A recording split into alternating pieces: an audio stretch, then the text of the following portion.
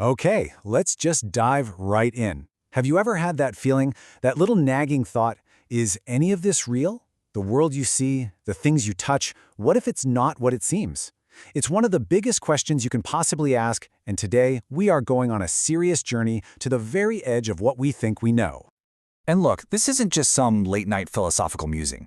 We're talking about ideas that some of the greatest minds in history, from ancient philosophers to today's top physicists, have seriously grappled with. The idea that our reality might be, well, a whole lot stranger and maybe a lot less solid than we ever imagined.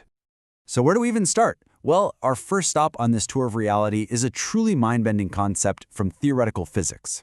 It's the first clue in a grand mystery, and it suggests that our entire three-dimensional world might just be a complicated projection. It's called the holographic principle, and it is every bit as wild as it sounds. The basic idea that everything we experience, you, me, the stars, everything, in our 3D world could just be information that's encoded on a distant, flat, two-dimensional surface. You know, kind of like that hologram on your credit card. It's a flat sticker, but it projects a 3D image. Here's another way to think about it. Picture a huge library, just filled with books. Now imagine you could take all the information inside every single one of those 3D books and somehow store it or encode it onto the flat 2D walls of the room. The holographic principle basically says our entire universe might be doing that exact same thing, just on a cosmic scale. And believe it or not, this isn't just a cool thought experiment. The whole idea actually came from a really shocking discovery about black holes. Physicists like Stephen Hawking figured out that a black hole's information content, or its entropy, wasn't related to its 3D volume, but to its 2D surface area. That was a huge wait, what moment? That led to a stunning question. If all the information about what falls into a black hole is stored on its surface, could the same be true for our entire universe? So, okay, if our reality really is some kind of cosmic projection, that leads to an even deeper, even weirder question. What's it a projection of? What's the fundamental stuff that's being projected to create everything we see? And the answer, according to the next piece of this puzzle, might be the most surprising thing of all. The ultimate building block of reality might not be matter, it might not be energy, it might just be pure information. The legendary physicist John Archibald Wheeler put it perfectly with this idea he called it from bit. It's brilliant. The it is every physical thing that exists, a planet, a person, a particle. The bit is a single unit of information, a yes or no answer. His mind-blowing proposal was that at the very bottom level, all of reality, all the it, bubbles up from the processing of information. And that idea leads us straight into the field of digital physics. See, if the universe is made of information, maybe it works like a giant computer.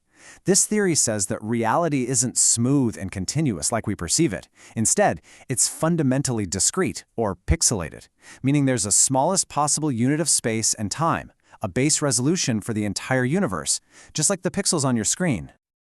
Okay, so let's just lay this out, because this is a huge shift in thinking.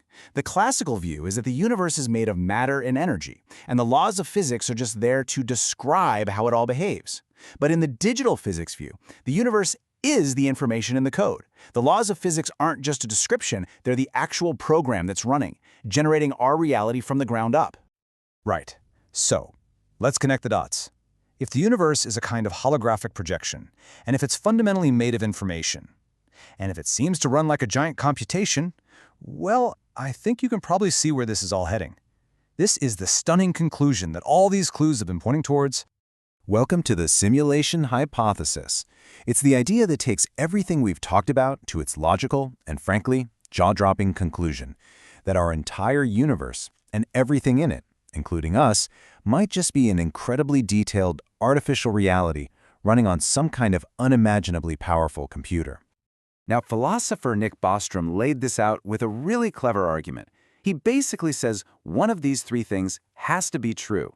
Now think about it. If the first two possibilities are false, meaning advanced civilizations do get the tech and they do run these simulations, then over time they would create billions and billions of simulated worlds for every one real world. And if that's the case, the simple odds are overwhelming that we're in one of the countless simulations, not the one original base reality. So, are there any hints, any clues that we're in the Matrix? Well, some people point to things like the deep mathematical laws that govern our universe. Could that just be the underlying code? Or what about the weirdness of quantum physics, where particles only seem to lock into a definite state when we look at them? Is that just a processing shortcut, like a video game only rendering the graphics you're actually looking at to save power? And remember that pixelated reality we talked about, the Planck scale? Could that just be the maximum resolution of the simulation? This all leads to one final huge question that I want to leave you with. If it's true, if we are living inside some cosmic computation, does that make our lives meaningless? Does it make our experiences, our choices, our love any less real? Or does it just mean we're part of a program that's far grander and more mysterious than we ever could have guessed? Because whatever the nature of reality is, the meaning that we find in it, that is still very, very real.